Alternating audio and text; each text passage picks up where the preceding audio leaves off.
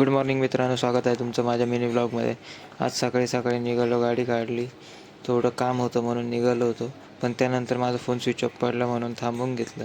नंतरून फ्रेंडचा कॉल आला म्हणून मंदिरात जाऊ. मंदिरात आलो, गंगेवरती दर्शन वगैरे केलं. तिथून निघालो मित्राकडे.